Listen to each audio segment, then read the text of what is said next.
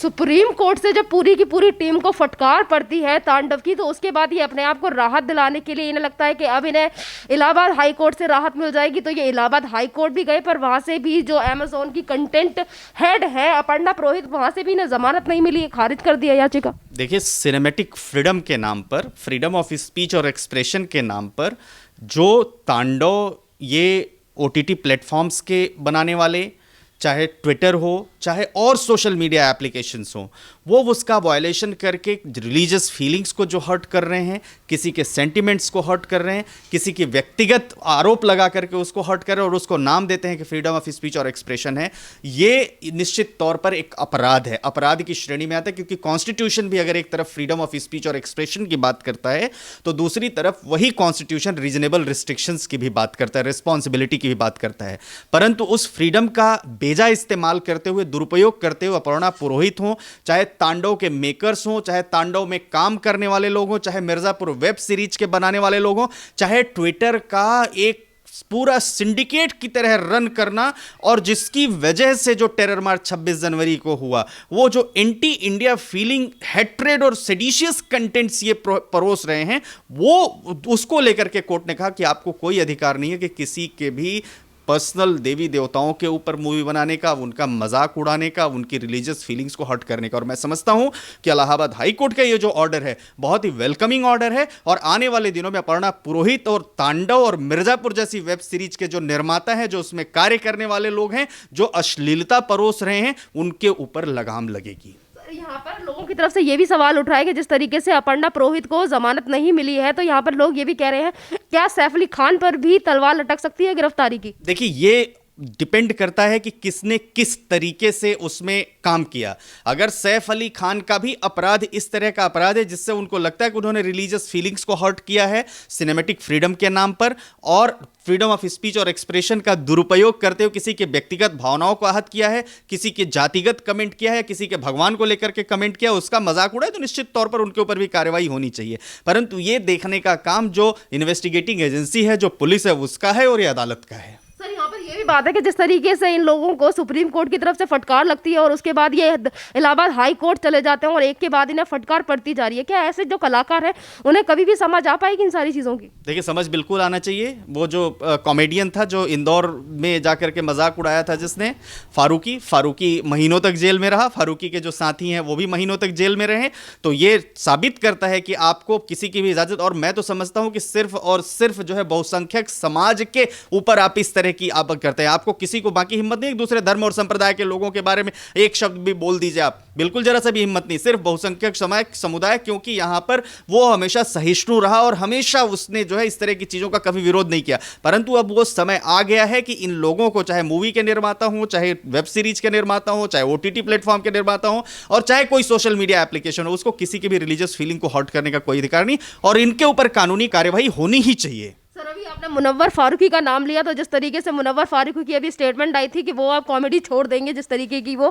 हरकतें किया करते थे, तो बॉलीवुड के ऊपर भी एक सवाल उठता है कि बॉलीवुड को लेकर तमाम इस तरीके की सीरीज बनी है जिसको लेकर सुप्रीम कोर्ट और हाई कोर्ट की तरफ से इन्हें फटकार पड़ी है, पर उसके बावजूद भी कई तरीके की मूवी वापस आई है इस तरीके, तो अब भी कोशिश करेंगे इस तरीके की मूवी बनाने की? मुनव्वर फारूकी को तो मैं समझता हूं कि जो उसको पनिशमेंट मिला वो भी कम मिला, उसको तो कुछ और महीनों तक मुनव्वर फारूकी को जेल में रहना चाहिए, क्योंकि उसका अपराध क्षम्य नहीं था, और पहली बार उसने कोई अपराध नहीं किया था। इसके पहले भी तमाम समय पर उसने इस तरह की रिलीजियस फीलिंग्स को हर्ट किया, और जब लोग जो है, जब अति हो जाती है तब निश्चित तौर पर कार्यवाही होती है। तो मुनव्वर फारूकी को कॉमेडी छोड़ ही देनी चाहिए। इसके जैसे फुहड़ता वाले, फैलाने वाले, और इसके जैसे अश्लील मानसिकता वाले और किसी धर्म विशेष का मजाक उड़ाने वाले लोगों को कॉमेडी छोड़ देनी चाहिए, बल्कि इन लोगों को तो समाज में बेइज्जत करके बहिष्कृत करना चाहिए। सर, यहाँ पर जो जिस तरीके के सीन दिखाए गए हैं तांडव मूवी में, अब इसको लेकर भी लोग काफी ज्यादा जिक्र कर रहे हैं कि तमाम तरीके से उसमें पीएम नरेंद्र मोदी जिस तरीके से प्रधानमंत्री की एक छवि होती है उसको भी बिगाड़ के दिखाया गया है। देखिए, मैं वही तो कह रहा हूं कि देश में जिस तरीके से आज़ादी की व्याख्या करते हुए ये जो फ्रीडम ऑफ स्पीच और एक्सप्रेशन के चैंपियंस हैं, वो समय समय पर लोगों के खिलाफ जो कार्रवाई कर रहे हैं, बहुसंख्यक समाज के खिलाफ जो कार्रवाई कर रहे हैं, जातिगत जो भावना, जातिगत लोगों के बीच में विद्वेष पैदा कर रहे हैं, सामाजिक विद्वेष पैदा कर रहे हैं, धर्म के नाम पर विद्वेष पैदा कर रहे हैं, देवी देवताओं का मजाक उड़ा रहे हैं, चाहे वो पीके मूवी हो, चाहे वो सत्यम शिवम सुंदरम मूवी हो, चाहे अभी ये मिर्जापुर आई हो, चाहे ये ओटीटी प्लेटफॉर्म दूसरा आपका तांडव आया हो, ये तमाम तरीके से अश्लीलता परोसते हुए समाज को बांटने की कोशिश कर रहे हैं। तो मैं समझता हूं कि इनके ऊपर कार्यवाही बिल्कुल सही हुई है। तांडव का विरोध हम सब ने किया था, हमने, उत्सव मिश्रा ने और बाकी लोगों ने यहाँ पर एक वेबिनार भी ऑर्गेनाइज किया था जिसमें तमाम लोगों ने हिस्सा लिया था। लॉ स्टूडेंट्स ने देश भर के हिस्सा लिया था, उन्होंने पार्टिसिपेट किया था। पार्टिसिपेट करते हुए उन्होंने कहा था कि आपको किसी की रिलीजियस फ्रीडम को, किसी के व्यक्तिगत देवी देवताओं के ऊपर मजाक उड़ाने का, भगवान राम के ऊपर मजाक उड़ाने का या समाज में विद्वेष फैलाने का कोई अधिकार नहीं है। सर, जैसा कि अभी आपने कहा कि तांडव को लेकर काफी सारे लोगों ने विरोध किया, आपने भी विरोध किया, आपकी टीम ने भी विरोध किया, तो सवाल ये भी है, क्या इस जो सीरीज आई है इस पर बैन लगेगा? देखिए, बैन क्या, अब एफआईआर हुई तो एफआईआर होने से एक मैसेज जाना चाहिए। दूसरा, उस जो कंटेंट्स उनके ऐसे थे, हेट्रेड थे या समाज में जो विद्वेष फैला रहे थे, उन कंटेंट्स को उन्होंने रिमूव करने के लिए कहा, माफी मांगी। और मैं समझता हूं कि बाकी अभी अपर्णा पुरोहित का जो हाल हो रहा है अदालतों के द्वारा और जो कमेंट्स, जो स्ट्रक्चर पास हुआ है, वो एक मैसेज देता है। मुनव्वर फारूकी के ऊपर जो मुनव्वर फारूकी जो इतने सालों तक, इतने महीने तक जेल में रहा क्योंकि उसने जिस तरीके से रिलीजियस फ्रीडम को, रिलीजियस फीलिंग्स को हर्ट किया, तो ये समझता हूं कि ये काफी है। और ये सबक जाना चाहिए उन लोगों को जो भगवान के नाम पर, देवी देवताओं के नाम पर या बहुसंख्यक समाज के को जो है बेइज्जत करते हैं, बहुसंख्यक समाज का मजाक उड़ाते हैं, उनके देवी देवताओं का मजाक उड़ाते हैं। किसी को, किसी के देश में रहने वाले, एक सेक्युलर देश है, डेमोक्रेसी से चलता है, कॉन्स्टिट्यूशन से चलता है, इस देश में रहने वाला हर व्यक्ति इस देश का नागरिक है। किसी को किसी के मौलिक अधिकारों का हनन करने का, किसी को किसी के रिलीजियस अधिकारों का हनन करने का, धार्मिक अधिकारों का हनन करने का, मजाक उड़ाने का, समाज में विकृत मानसिकता पैदा करने का, समाज में अश्लीलता परोसने का हक नहीं है। सर, जैसा कि अभी आपने कहा कि तमाम तरीके की चीज़ें अब देखने को मिल रही हैं, तो इन सारी चीज़ों के बाद केंद्रीय मंत्री रविशंकर प्रसाद ने भी एक प्रेस कॉन्फ्रेंस की थी जिसमें उन्होंने कहा था कि जिस तरीके की चीज़ें ओटीटी प्लेटफॉर्म पे और सोशल मीडिया पर दिखाई जा रही हैं, इसको लेकर अब बैन लगाने की ज़रूरत है और उसके लिए एक टीम भी बिठानी चाहिए। गवर्नमेंट ऑफ इंडिया का जो ये डिसीजन है, गवर्नमेंट ऑफ इंडिया जो ये नोटिफिकेशन लेकर के आई हैं इंफॉर्मेशन टेक्नोलॉजी एक्ट में, और जिसमें गवर्नमेंट ऑफ इंडिया ने ओटीटी प्लेटफॉर्म्स को, गवर्नमेंट ऑफ इंडिया ने डिजिटल प्लेटफॉर्म्स को, गवर्नमेंट ऑफ इंडिया ने जो सोशल एप्लीकेशंस हैं, चाहे ट्विटर हैं, चाहे जो भी हैं, उनको जो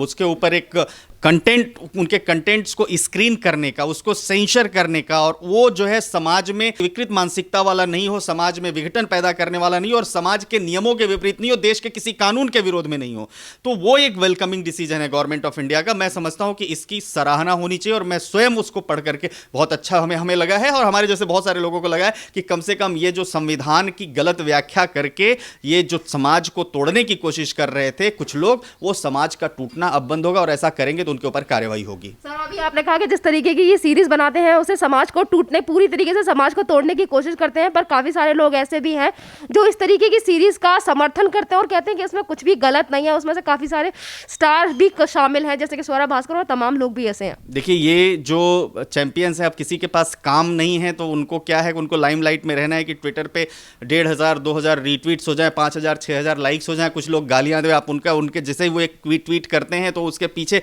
उसको पढ़िए, उनको जितने मैसेजेस आते हैं उन मैसेजेस से आपको समझ में आ जाएगा कि लोग कितना उस ट्वीट को लाइक करते हैं। एक ट्वीट अगर कोई करता है, जिनका भी नाम लिया है आपने या ये जो भी चैंपियंस हैं, उनको उसके पीछे कम से कम 1,000 लोग क्रिटिसाइज करते हैं। तो ये तो आप उससे समझ लीजिए ना कि लोगों की मानसिकता 1,000 क्रिटिसाइज करने वाले लोग हैं जो चाहते हैं कि समाज में शांति रहे, या ऐसे लोग जो ये अशांति फैलाते हैं, जो चैंपियंस, जो आज़ादी गैंग है, जो टुकड़े टुकड़े गैंग है, वो टुकड़े टुकड़े गैंग और आज़ादी गैंग जो चैंपियंस हैं, उनके विरोध में चंद लोग हैं और बाकी देश के लोग समाज में अमन चैन चाहते हैं। कोई जाति का विद्वेष नहीं चाहता, कोई धर्म का विद्वेष नहीं चाहता, सब एक दूसरे के साथ खुशी के साथ रहना चाहते हैं और ये वही लोग हैं जो वर्ग संघर्ष करवाने की बात करते हैं। सर, हमेशा ये भी बात उठती है, जैसे कि अपनी जनता का नाम आपने लिया, तो जनता की तरफ से ये भी सवाल उठता है कि हमेशा बॉलीवुड में ही इस तरीके की चीज़ें क्यों की जाती हैं, क्योंकि मूवी तो साउथ में भी बनाई जाती है, फिर वहाँ पे इस तरीके की मूवी क्यों नहीं बनती और बॉलीवुड में ही इसी आपत्तिजनक मूवी क्यों बनाई जाती हैं? इसीलिए बनाई जाती है क्योंकि यहाँ पर बरसों से शोले जैसी पिक्चर में जो